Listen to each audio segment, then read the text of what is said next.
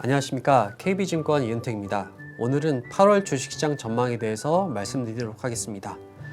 8월 주식시장 전망의 제목은 명확해지는 일시적 경기 둔화와 실적 장세 이국면입니다. 저희가 이제 지난 2분기부터 올해 3분기까지 일시적 경기 둔화를 시장의 가장 핵심적인 중점 사항으로 두고 있고요. 업종에서는 실적 장세 이국면을 말씀드리고 있습니다. 최근에 경제 지표들이 불확실성이 커지고 부진하게 나오면서 이런 모습들이 점점 더 확실해지고 있는 모습들입니다. 시장 대응 방안에 대해서 말씀드리도록 하겠습니다. 먼저 올해까지 약 3번의 금리 인하가 반영되면 시장에 조정이 나온다고 생각합니다. 저희가 이 자료를 쓴 게 이제 7월 한 5일경에 썼는데 그 이후에 저희가 자료 발간하고 나서 이미 7월 말에 금리 인하를 3번 이상을 반영을 했습니다. 그리고 고용지표가 또 둔화되면서 8월 초에 고용지표가 크게 둔화된 걸로 나오면서 금리 인하 가능성을 3번을 훌쩍 넘긴 상황입니다. 이 3번이란 게 왜 중요하냐면은 3번 자체에 큰 의미가 있는 것보다는 3번이라는 것들이 가지고 있는 의미를 생각하시면 쉽습니다. 물리적으로 올해 하반기에 남은 FOMC에 3번 이상의 금리 인하가 나오기는 쉽진 않은 상황입니다. 현재 상황으로 봤을 때. 물론 추후에는 상황이 바뀌면서 3번 이상의 금리 인하도 가능하다고 보지만 지금 당장에는 그런 상황입니다. 그렇다면은 3번 금리 인하 정도면은 올해 금리 인하 할 수 있는 호재들은 다 이미 선반영이 되었고, 반대로 3번을 넘어가게 되면은 오히려 경기 침체가 나타날 수 있는 악재라고 생각하거든요. 그렇기 때문에 악재는 오히려 민감해지는 그 횟수가 바로 3번의 금리 인하 가능성이라고 생각합니다. 그래서 이런 것들이 반영되고 나서 주가는 좀 더 큰 폭의 급등락을 하고 있는 모습들을 보이고 있습니다. 특히 이제 문제는 뭐냐면은 3번이나 4번 정도 금리 인하를 주식시장에서 반영할 수가 있습니다. 하지만 금융시장에서 반영하더라도 파월이 과연 한 번의 고용지표 쇼크로 3번에서 4번 혹은 그 이상의 긴급 금리 인하를 단행할 수 있겠느냐. 시장의 요구에 부응하려면은 좀 더 많은 증거가 필요하다. 이렇게 말할 수 있습니다. 왜냐하면 파월이나 연준은 지금 데이터 디펜던트, 즉 지표에 의존하는 그런 정책을 펼치기 때문에 후행적으로밖에 움직일 수 없는 구조가 되어 있죠. 그렇기 때문에 이런 것들이 시장의 불안감으로 남아있을 거라고 봅니다. 그 이후에 대선 불확실성이라든지 아니면 AI 투자가 정말 잘 되는지, 특히 요즘에 이제 시장의 급락을 이끌었던 엔캐리 트레이드에 대한 것들이 좀 더 시장의 조명을 받으면서 이런 것들이 주식시장의 변동성을 높일 수 있다고 생각합니다. 네, 먼저 하락장에 대한 우려는 크게 3가지로 나눌 수 있고요. 이 3가지의 하락장에 대한 우려에 대해서 하나씩 알아보도록 하겠습니다. 첫 번째는 금리 인하가 곧 하락장이라는 우려입니다. 과거 30년만 보면 이거는 맞는 얘기가 됩니다. 하지만 과거 30년은 저금리 시대였기 때문에 이게 가능했던 거고, 고금리, 고물가 시대였던 1960년대 중반부터 1800년대로 가면은 얘기가 달라집니다. 저희가 자주 얘기했듯이 이때는 오히려 긴축이 주가의 하락장의 시작이 되는 경우들이 많았습니다. 따라서 저희는 추세적인 긴축이 오히려 주가의 하락을 불러오는 국면이 지금일 가능성이 높다라고 보고 있고요. 금리 인하가 하락장을 불러올 가능성은 아직은 가능성이 높지 않다고 보고 있습니다. 다만 지금이 고물가 시대에서 저금물가 시대로 이미 이동을 했다면 얘기는 달라질 수 있습니다. 하지만 아직까지는 그런 증거들이 많지는 않다고 생각합니다. 두 번째로 한번 볼 것은 일종의 쌈의 법칙, 즉 실업률이 올라가면 문제가 터진다는 거죠.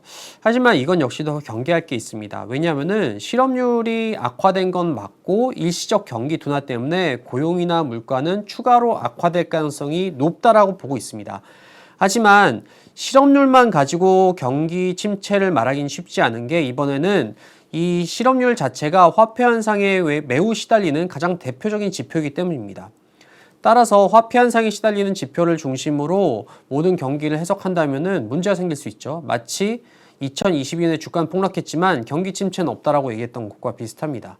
반대로 2023년에 이미 경기 침체가 끝났음에도 불구하고 실업률이 올라가서 경기 침체가 올 거라는 주장들도 비슷하죠. 우리가 이 두 번의 주장에 이미 속았기 때문에 저희들이 3회 법칙도 이번에는 경계는 하되 너무 그것을 믿거나 너무 과신할 필요는 없다라고 생각을 하고 있습니다. 세 번째로는 AI 붐의 붕괴 트리거에 대해서 좀 말씀드리겠습니다. AI 붐이 붕괴할 수도 있다, 이런 얘기들도 최근에 나오고 있습니다. 하지만 저희들은 이런 생각을 가지고 있습니다. 지지난번에 반복적으로 말씀드렸는데, 저희는 AI 붐과 IT 버블이 비슷하냐라고 물어보신다면은 비슷한 점이 상당히 많다라고 생각하고 있습니다. 특히 매출이 나지 않는 캐펙스 이런 것들을 좀 주목을 했었는데 이번에 구글 실적 발표하고 이런 것들이 굉장히 크게 드러났죠. 굉장히 공격적으로 캐펙스는 투자하고 있지만 매출이 늘지 않는 것들에 대해서 주주들이 반발하는 그런 일들이 있었습니다. 이런 점들이 바로 대표적으로 닷컴 버블과 상당히 유사한 모습, 대표적인 모습이라고 생각합니다. 다만 그렇다고 해서 지금 버블이 당장 붕괴하느냐? 물론 버블은 붕괴하게 되어 있습니다. 하지만 지금이란 단서는 별로 없다고 생각합니다. 그 이유는 결론부터 말씀드리면은 과거의 버블 붕괴도 모두 완화 정책 때문에 버블이 붕괴됐던 경우는 없고 긴축이 모두 버블 붕괴에 선봉에 섰기 때문입니다. 이건 좀 시간을 할애해서 과거사를 한번 살펴보겠습니다. 과거에 총 3번의 버블장이 있었고 3번의 버블 붕괴가 있었습니다. 1930년 대공황, 1960년대 말에 스태그플레이션, 그리고 2000년대 초반에 닷컴 버블 붕괴, 총 3번이 있었죠. 이 3번의 버블 붕괴를 어떤 것들이 일으켰냐라고 하면은 모두 다 연준의 추세적인 긴축, 강한 긴축 의지가 시장에 절망을 줬고 그것이 바로 버블 붕괴로 이어졌습니다. 한번 예를 들어서 첫 번째, 1930년 버블 붕괴를 먼저 보겠습니다. 이거를 보기 위해서 그 당시 사회상을 잠깐 소개할 필요가 있는데 그 당시에는 1차 세계대전이 2010년대에 끝나고 바로 스페인 독감이 퍼졌었죠. 스페인 팬데믹이 끝나고 나서 스페인 독감의 팬데믹이 끝나고 나서 1920년대부터 The Roaring Twenties, 그러니까 굉장히 흥청망청한 1920년대가 펼쳐집니다. 예를 들면은 그 위대한 개츠비라는 영화 있죠. 굉장히 화려하고 흥청망청 되는 그런 것들. 그것이 대표적인 사례라고 볼 수 있겠습니다. 그러면서 두 가지 사조가 나타나요. 아주 극우적인 세력들이 나타나고 아주 극좌 세력이 나타나게 됩니다. 예를 들면 극우 세력이라는 거는 극단적인 비미국적인 것들을 배척하고 비청교도주의적인 것들을 제거하려는 그런 움직임들이 지도층에서 생겨나죠. 대표적인 게 KKK가 그때 생겨났습니다. KKK가 이제 인종차별, 흑인이나 뭐 이렇게 뭐 히스패닉이나 이쪽을 좀 탄압하는 그런 거였죠. 그리고 또 하나는 반공운동이 굉장히 강력하게 일어납니다. 그래서 공산주의자를 색출해서 축출해내는 그런 일들이 벌어지죠. 그런 것들이 벌어지고 금주법 같은 것들, 자유를 굉장히 중시하는 미국에서 금주법이 나온다는 거는 상당히 그 당시에는 충격적인 사건이기도 했죠. 그래서 굉장히 도덕적인 그런 것들을 강조하는 그런 세력들이 생겼는가 반면에 반대쪽에서는 굉장히 타락한 시대가 펼쳐졌어요. 굉장히 화려하고 아까 말한 그 위대한 개츠비처럼 술과 마약, 밀주 이런 거에 쩌들고 그 성적 해방 운동이라든지 한쪽에서는 살인율, 범죄율, 자살률, 낙태, 이혼 같은 것들이 급증하고 이런 모습들이 그때 만연했었죠. 그러다가 1929년에 후보가 대통령에 오릅니다. 후보는 굉장히 아까 말했던 극단적인 청교도주의, 어떤 극단적인 미국적인 것들, 어떤 그런 것들에 비세속적인 것들에 강조했고 그래서 공약 중에 하나가 저 흥청망청 타락하는 것 중에 하나가 주식시장의 버블 때문이다. 그래서 버블을 죽여야 된다라는 주장들을 하는 사람이었었어요. 그래서 후보가 대통령 후보에 선출됐을 때 다우지수가 7% 이상 하루에 급락하는 일들도 벌어졌죠. 근데 결국에 후보가 대통령이 됩니다. 대통령이 돼서 처음 한 일이 뭐냐면은 연준을 자기 손에 장악을 합니다. 그래서 자기 친구를 아돌프 밀러라는 자기 친구를 연준 의장에 앉히고 그 다음부터 허수아비로 세웠죠. 그러면서 급격한 금리 인상을 만들어냅니다. 물가가 이 당시에는 마이너스였어요. 마이너스였음에도 불구하고 급격한 긴축, 시장을 벌하겠다. 끝까지 버블 붕괴될 때까지 내가 벌하겠다라고 하면서 금리를 올리죠. 그 이후에도 금리를 내리긴 했지만 굉장히 주저주저하면서 느린 속도로 내립니다. 그러니까 주식시장의 버블은 결국에는 긴축에 따라서 붕괴하고 마는 거죠.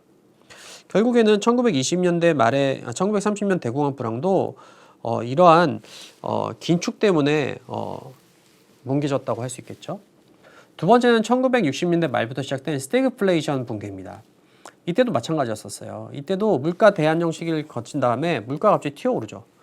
물가가 튀어오르면서 이때 실기했던 것 중에 하나가 이때도 지금이랑 굉장히 비슷합니다. 제가 그 화폐 현상으로 비슷하다는 얘기를 굉장히 많이 드렸는데 1968년이 지금 1924년하고 굉장히 하나 페어링 되는 그런 해인데요.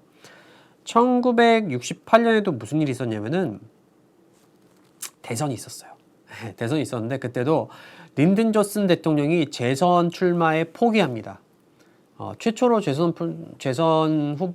재선에 출마하는 것들을 포기한 대통령이 됐고 그 중간에 계속 없다가 이번에 24년에 바이든이 또 후보를 스스로 사퇴했죠. 그러고 나서 두 번 다 모두 부통령이 후보가 됩니다. 하지만 부통령이 정책적인 그 당시 린든 존슨 대통령의 부통령 또 이렇게 그 정책적 차이가 크지 않다 보니까 결국에는 공화당 후보한테 지게 됩니다. 그 당시에 공화당 후보가 누구냐? 바로 닉슨이죠. 닉슨이 여러모로 지금 트럼프와 대비되는 인물이기도 하죠.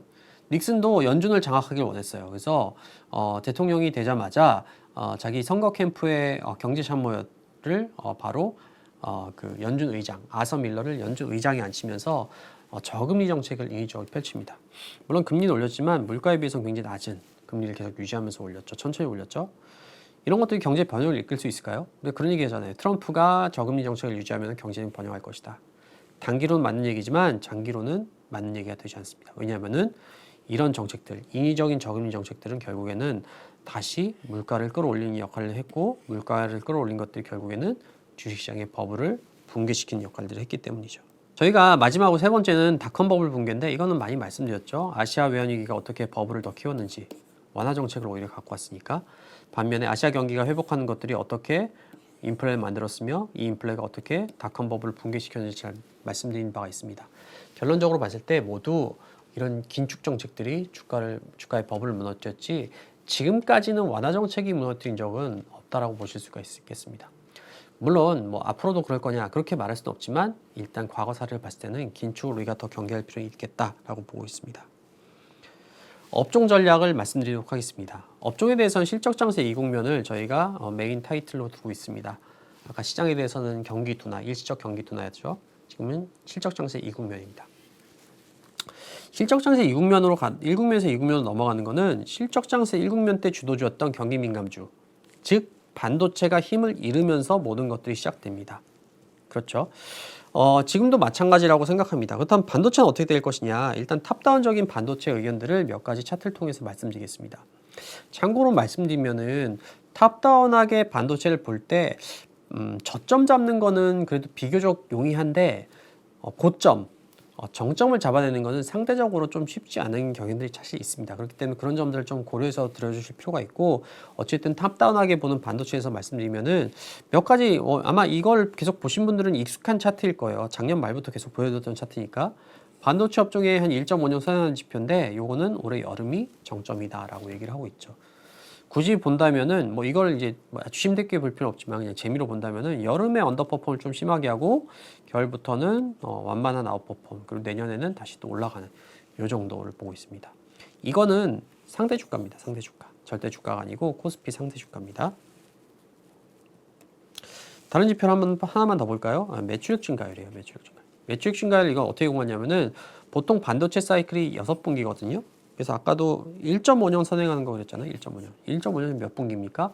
6개 분기죠. 그렇죠? 6개 분기와 YOY의 평균을 구했어요. 그래서 이 매출액 정점, 보통 6개 분기 정점하고 그리고 4개 분기 정점하고 이 사이에 보통 반도체의 상대 주가의 정점이 나오는 경우들이 많습니다. 그렇죠? 이렇게 떨어질 때, 떨어지기 직전. 지금은 여기가 언제냐? 3분기입니다. 이렇게 좀 참고를 해보실 수가 있겠습니다. 다른 지표들도 있는데요. 뭐 저희 자료에 자세히 남았으니까 그냥 결론만 말씀드리고 넘어가자면은 아마도 여름 정도의 정점을 이루고 아마 겨울이나 내년부터는 또 완만한 아웃퍼폼이 가능하지 않을까 이렇게 보고 있습니다. 그러면 이거에 대안은 누굴 거냐라고 하면 저희들이 얘기하는 게 소비 관련주죠. 소비 관련주인 금융과 소비재. 금융 같은 경우에는 단기적으로는 금리 인하 이슈가 있고 그리고 CPI가 아마 계속 낮게 나오는 이슈들이 있기 때문에 단기적으로는 좀 밀릴 수 있다고 봅니다. 하지만 이런 조정을 이용해서 좀 살 수 있는 주식이라고 생각해요. 왜냐? 저희는 기본적으로 PE가 낮은 종목들을 선호한다 이렇게 자주 말씀드렸습니다. 왜냐하면 보통 반도체가 꺾이고 나서는 낮은 PE의 주식들에서 주도주가 재편되어 나가는 경우들이 많기 때문이죠. 그런 측면에서 저희는 금융주와 소비재를 긍정적으로 보고 있습니다. 사이클도 마침 좋아요. 사이클도 보면은 우리나라가 무슨 뭐 금융주들이 밸류 프로그램 때는 좋다고 하지만 사실 글로벌 금융주가 다 좋습니다. 오히려 더 좋아요, 한국보다. 작년에 오히려 좀 횡보했죠. 우리나라도 횡보했고 횡보했다는 얘기는 뭡니까? 주가 작년에 올랐으니까 언더퍼폼했다는 얘기죠. 예, 그래서 사이클이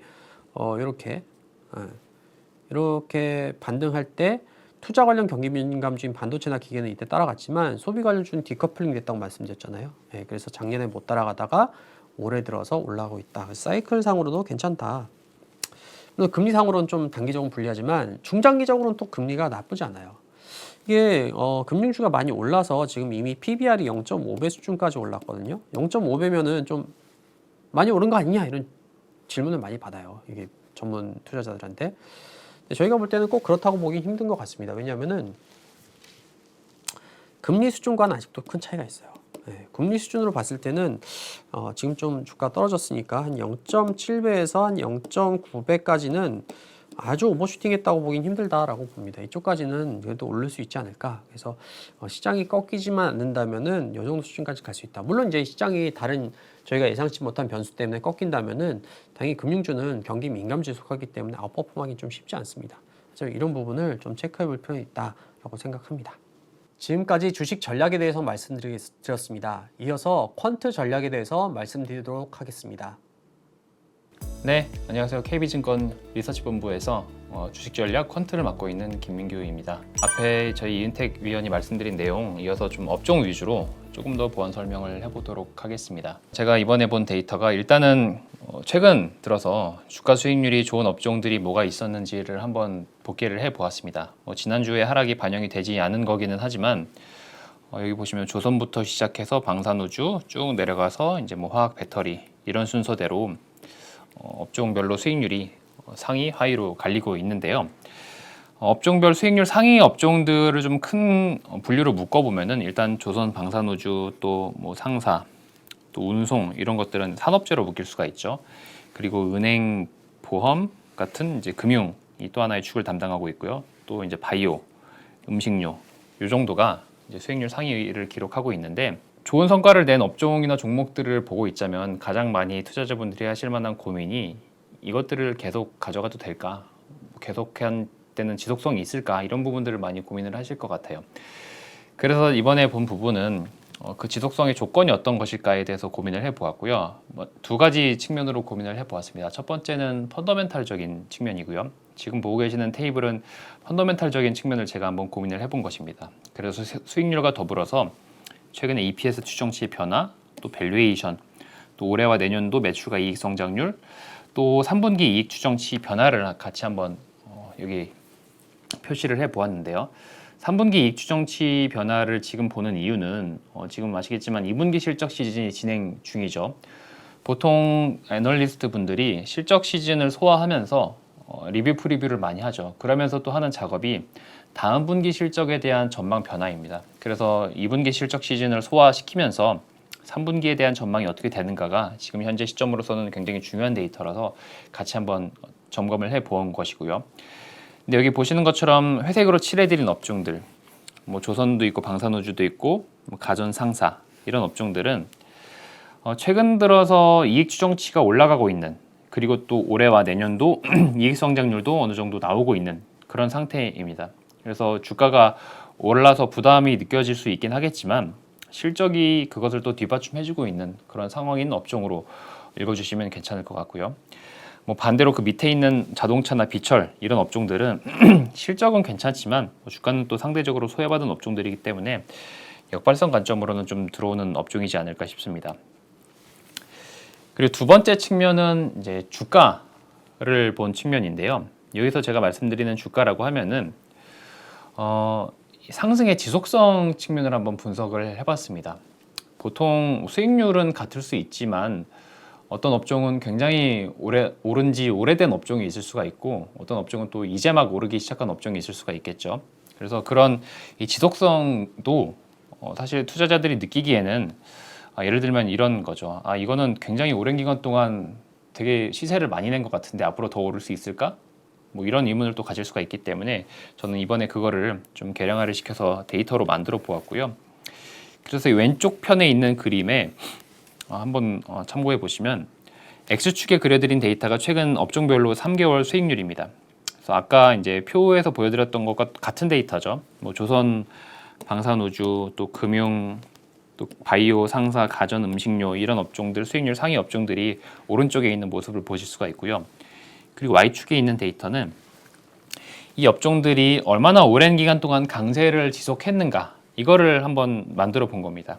여기 구체적으로 좀 말씀드리면은 최근 6개월 중에서 한 120일 영업일 정도가 되겠죠. 그 기간 동안 얼마나 오랜 기간 동안 수익률 상위에 머물렀는가, 그게 몇 퍼센트나 되는가를 한번 표현을 해본 겁니다. 그래서 위쪽에 있는 뭐 조선, 방산우주, 은행, 보험 같은 경우에는 수익률 상위이면서 또 굉장히 오랜 기간 동안 상위권을 계속 유지했었던 업종이고요.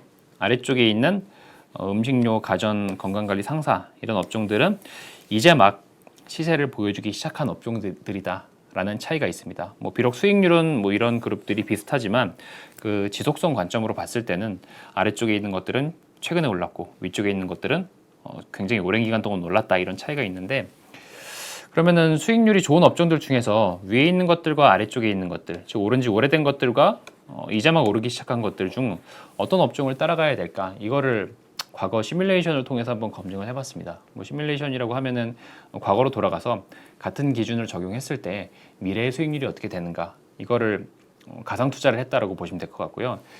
그래서 여기 오른편에 있는 그림이 그 결과입니다. 뭐 쉽게 말씀드리면은 위쪽에 있는 이런 업종들을 투자했을 때의 성과가 여기 보시는 이제 진한 파란색 선이고요. 그리고 아래쪽에 있는 이런 업종들을 투자했을 때의 성과가 여기 있는 연한 파란색 선입니다.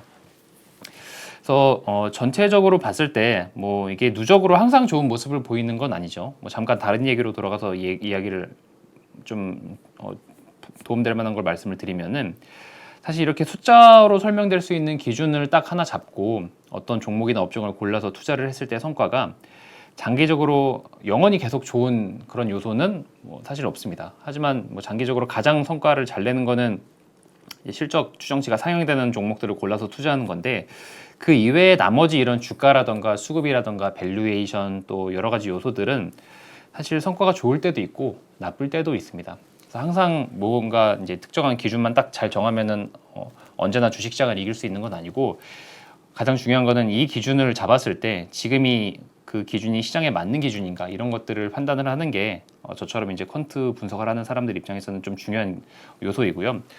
어쨌든 다시 이야기로 돌아와서 말씀을 드리면은, 여기 보시면은 이렇게 오른 지 오래된 업종들 같은 경우에는 좋았다가 나빴다가 좋았다가 나빴다가를 왔다 갔다 하죠. 그래서 항상 좋은 건 아니고 뭐 좋은 시기 때는 뭐 좋을 때도 있지만 나쁜 시기 때도 나쁘다, 뭐 이게 반복이 되는 건데, 근데 오른 지 오래되지 않은 것들, 그러니까 수익률은 좋지만 이제 막 오르기 시작한 업종들은 사실 2020년 전까지는 굉장히 좀 밋밋한 성과를 보였습니다. 뭐 쭉 이제 그냥 흘러가고 있었죠. 근데 2020년 이후부터는 비교적 안정적으로도 성과가 나고 있더라고요. 그래서 이걸 보면은 어떻게 해석해야 될까를 간단히 말씀드리면, 주가가 올라가기 시작한 업종들을 따라가는 전략은 뭐 때에 따라서 좋을 때도 있고 나쁠 때도 있습니다. 근데 과거에는 비교적 오른 지 오래된 추세가 형성이 된 그런 업종들을 따라가는 게 뭐 이런 구간들처럼 성과가 나오는 전략이었다라고 하면은, 최근에는 오른 지 오래된 게 아니고 이제 막 오르기 시작한 것들을 초입에 따라가는 전략이 성과가 더 잘 난다라는 식으로 이제 시장의 흐름이 좀 바뀐 거죠. 그래서 이게 어떻게 보면은 한국 시장에 빨라진 뭐 순환매 이런 부분을 반영을 하는 게 아닐까라는 생각도 일변 들었고요. 어쨌든 이렇게 보면은 뭐 아래쪽에 있는 것들을 더 선호하는 게 맞지 않나라고 생각할 수도 있겠지만, 사실 이거는 그냥 시기적인 측면인 거고, 이런 차이는 업종에 따라서도 또 다르게 나올 수가 있습니다. 그래서 저희 판단에는 이 위에 있는 뭐 조선, 방산우주, 금융주들도 사실 뭐 급하게 비중을 줄일 필요는 없다라고 일단은 판단을 하고 있고요. 그 이유는 여기 사실 좀 데이터가 복잡하긴 한데 간단히 그냥 결론만 간단히 말씀을 드려볼게요. 방금 전에 말씀드렸던 뭐 조선이나 방산우주나 뭐 금융주들 같은 경우에는 과거 주가를 봤을 때 오른 지 오래됐을 때 같이 들어가도 수익의 기회가 상대적으로 조금 다른 업종들보다는 확률로 봤을 때 조금 더 높게 나오는 업종이었습니다. 뭐 물론 너무 오랜 기간 동안 오른 그런 과열은 물론 경계를 해야 되는 건 맞긴 하겠습니다만, 상대적으로 봤을 때 그 주가 상승의 지속성이 한번 붙기 시작하면은 다른 업종들보다는 조금 더 길게 가는 경향이 있었다라는 점, 과거에 반복이 됐다라는 걸 참고해 보시면 좋을 것 같고요. 그리고 또 하나 좀 들어오는 업종 중에 하나가 바이오 업종입니다. 바이오 같은 경우에는 사실 그냥 국면으로 따져 보면 지금이 상승의 초입 정도라고 볼 수가 있는데요. 근데 상승의 초입을 지나서 중간 그리고 또 후반으로 갈수록 바이오는 이제 수익률이 더 높아지는, 그러니까 상승이 지속되면 지속될수록 더 모멘텀이 세지는 그런 업종 중에 하나였습니다. 그래서 지금 초입이 중반으로 넘어가고 그게 이제 대세 상승으로까지 갈 수 있을지는 물론 지켜봐야 하는 일이긴 하겠지만, 어쨌든 지금 초입에서 중반으로 넘어가려고 하는 그런 이제 목전에 있기 때문에 관심에는 둘 필요가 있는 업종이지 않을까라는 생각이 들고요. 그래서 저희가 기존에 선호하던 이제 실적 장세 이국면에서 실적이 이미 좋아진 상태에서 PE가 낮은 금융이나 소비재들 이런 것들은 계속 선호를 하지만 8월 달에는 약간 테마나 이런 이제 주가 상승 모멘텀을 따라가는 전략 중에 하나로서 조선이나 방산유주 이런 것들도 좀 같이 볼 필요가 있다. 그리고 좀 더 범위를 넓혀보면은 아직 상승의 초입이긴 하지만 바이오 같은 경우도 좀 눈에 들어온다, 이렇게 말씀을 드릴 수 있을 것 같습니다. 오늘 저희 KB증권 전략팀에서 준비한 8월 전망은 이렇게 마무리를 하도록 하겠고요. 다음 달 9월 전략으로 또 찾아뵙도록 하겠습니다. 감사합니다.